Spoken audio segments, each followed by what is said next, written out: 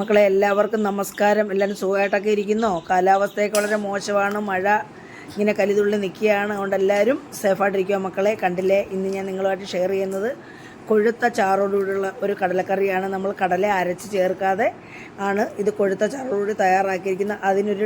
ഒരു പ്രത്യേക ട്രിക്കിലാണ് ഇത് ചെയ്തിരിക്കുന്നത്. പ്രത്യേക ചേരുവയും ചേർത്തിട്ടുണ്ട് ടേസ്റ്റ് കൂട്ടാൻ വേണ്ടി.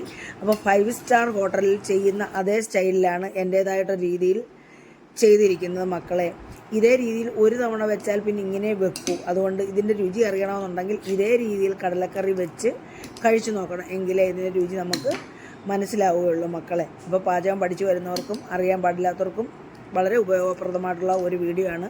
കണ്ടില്ലേ, ഇന്ന് നമ്മൾ പുട്ടും കടലയാണ്. കണ്ടില്ലേ, ഇതൊഴിച്ച് കഴിക്കാൻ ഭയങ്കര ടേസ്റ്റാണ് കേട്ടോ. അപ്പം മക്കളെ, അതിനായിട്ട് ഞാൻ എടുത്തിരിക്കുന്ന ഒരു 200 ഗ്രാം കറുത്ത കടല അല്ലെങ്കിൽ ചുമന്ന കടല എന്നൊക്കെ പറയും എടുത്തിരിക്കുന്നു. ഇത് നമ്മൾ രാത്രി മൊത്തം വെള്ളത്തിൽ കുതിർത്ത് വെക്കും.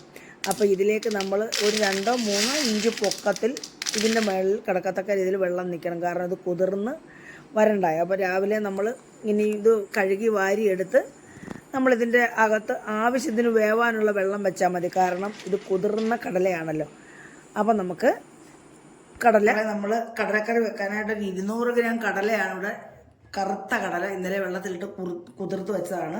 പിന്നെ അതേ തൂക്കത്തിൽ തന്നെ നമ്മൾ ചെറിയ ഉള്ളിയും എടുത്തിട്ടുണ്ട്, അതേ തൂക്കം തന്നെ ഉണ്ട് കേട്ടോ. അപ്പോൾ അത് ഞാൻ രണ്ടായിട്ട് ഇങ്ങനെ കട്ട് ചെയ്ത് വെച്ചിട്ടുണ്ട്.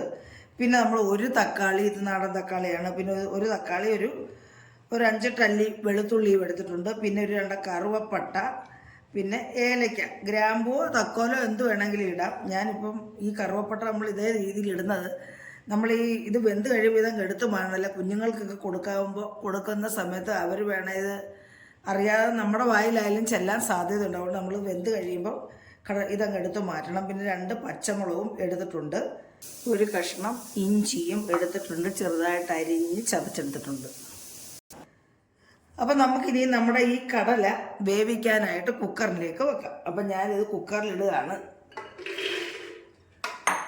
കുക്കറിൽ കടലയും ഇട്ടു, പിന്നെ അതിൻ്റെ കൂടെ നമ്മൾ ഈ ചെറിയ ഉള്ളി ഇട്ട് കൊടുത്ത്, പിന്നെ നമ്മൾ ഒരു 5-6 അല്ലി വെളുത്തുള്ളിയും ഇതിലേക്ക് ഇട്ട് കൊടുക്കുവാണ്. പിന്നെ ഈ ഏലക്കായും, ഈ 2 ഏലക്കായും ഈ കറുവപ്പട്ടയും കൂടെ നമ്മൾ ഇതിലേക്ക് ഇട്ട് കൊടുക്കുക.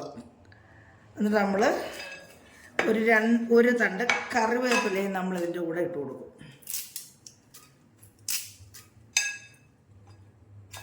നമ്മൾ കടലക്കറിയാണ്, കുക്കറിൽ എല്ലാം കൂടെ ഒന്നിച്ചിട്ട് നമ്മൾ കടല വെക്കുകയാണ്.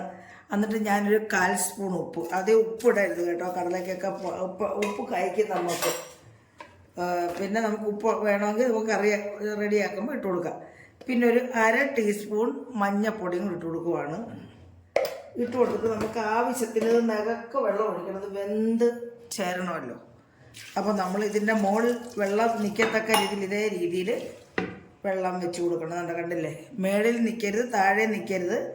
ഇതിൻ്റെ പരുവത്തിൽ ഇതിങ്ങനെ മുങ്ങി നിൽക്കത്തക്ക രീതിയിൽ ഇതേ രീതിയിൽ ഇതിൻ്റെ കൂടെ തന്നെ വെള്ളം നിൽക്കാവുള്ളൂ. കണ്ടില്ലേ, അടിക്കും ആവരുത്, മേളിൽ പൊക്കത്തിലും ആവരുത്. ഇതേ ലെവലിൽ വെള്ളം ഒഴിച്ച് നമുക്ക് ഈ കുക്കർ അടച്ച് വെച്ച് 2-3-4 വിസിൽ അടിച്ച് നമുക്ക് ഈ കടല വേവിക്കാം. എന്നിട്ട് ആവി കളഞ്ഞ് എടുത്തിട്ട് നമുക്ക് കടലക്കറി തയ്യാറാക്കാം.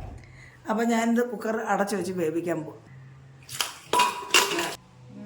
അപ്പോൾ നമ്മൾ അടുപ്പയിൽ വെച്ച് നമ്മൾ ഗ്യാസ് ഓൺ ചെയ്ത് നമുക്കൊരു 3-4 വിസിൽ അടുപ്പിച്ചിട്ട് ഇത് ഇറക്കി വെച്ച് ആവി കളഞ്ഞ് എടുക്കാതെ അവിടെ ഇരുന്ന് വേവട്ടെ.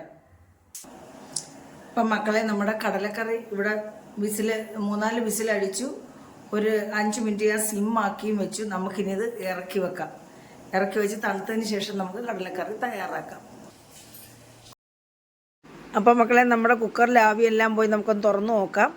അപ്പോൾ നമ്മുടെ ചെറിയ ഉള്ളിയും വെളുത്തുള്ളിയും എല്ലാം നന്നായിട്ട് വെന്ത് ചേർന്നിട്ടുണ്ട്, നല്ല മണവും വരുന്നുണ്ട്. നമുക്കിനി കൂട്ടി യോജിപ്പിച്ച് ചേർത്തെടുക്കാം. അപ്പോൾ നല്ല കൊഴുത്ത ചാറോടുകൂടിയുള്ള കടല ഇവിടെ ആയിട്ടുണ്ട്.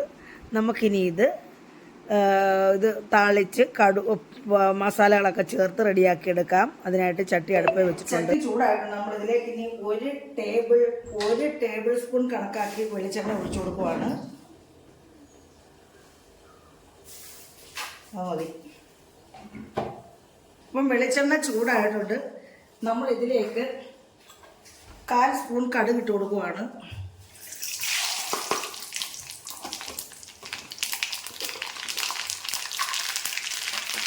ഇത് 1/4 സ്പൂൺ പെരുംജീരകം.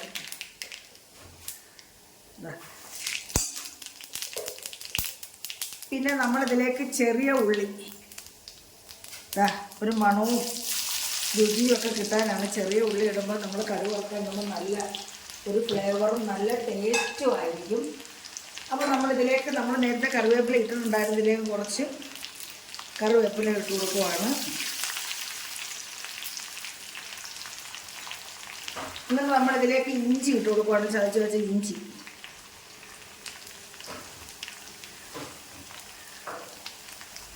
ഇതെല്ലാം കൊടുന്ന് ഇഞ്ചി മൂത്തു നമ്മുടെ ചെറിയ ഉള്ളി നന്നായിട്ട് മൂക്കണം, അതിൻ്റെ മണം വരണം, എങ്കിലേ നമ്മുടെ കറിക്ക് നല്ല ടേസ്റ്റ് ഉണ്ടാകുള്ളൂ.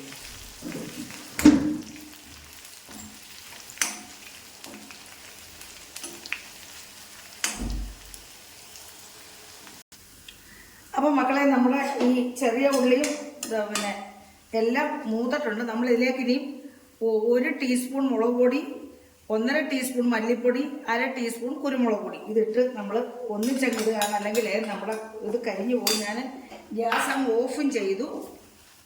എന്നിട്ട് ഇതിലേക്ക് ഞാൻ ഇതാണ്ട് ഗരം മസാല, പിന്നെ മഞ്ഞൾപ്പൊടി ഇട്ട് കൊടുത്തിട്ട് നമ്മൾ ഈ തക്കാളിയും പച്ചമുളകും ഇട്ട് കൊടുക്കുവാണ്. അപ്പോൾ ഇതിൻ്റെ വെള്ളത്തിൽ ഈ എണ്ണയ്ക്കകത്ത് കിടന്ന് നമ്മൾ തക്കാളിയും പച്ചമുളകും നന്നായിട്ട് മൂത്തോളം ഞാൻ ഗ്യാസ് ഓഫ് ചെയ്തിരിക്കുകയാണ് കേട്ടോ. അപ്പോൾ നമ്മൾ അധികം എരിവും ഇല്ലാതെ നല്ല ഗ്രേവിയോടുകൂടിയുള്ള പിന്നെ നമ്മുടെ കടലക്കറി റെഡിയാക്കുകയാണ്. അപ്പോൾ നമുക്കിതിലേക്ക് തന്നെ ഇങ്ങനെ ഉടച്ചുടച്ച് ചേർത്ത് കൊടുക്കാം. നമ്മുടെ തക്കാളി എടുത്ത് വെച്ച് കടലയാണ് ഇട്ട് കൊടുക്കാം. കടല ഇട്ട് കൊടുത്ത് നമുക്ക് ആവശ്യത്തിന് വെള്ളം ഒഴിച്ചു കൊടുക്കാം.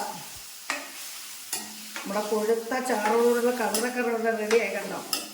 നമ്മുടെ പച്ചമുളകൊന്നും വെന്ത് അലുത്ത് പോയിട്ടില്ല, തക്കാളി വെന്ത് ഇനിയും ഗ്യാസ് ഓൺ ചെയ്ത് കൊടുക്കാം.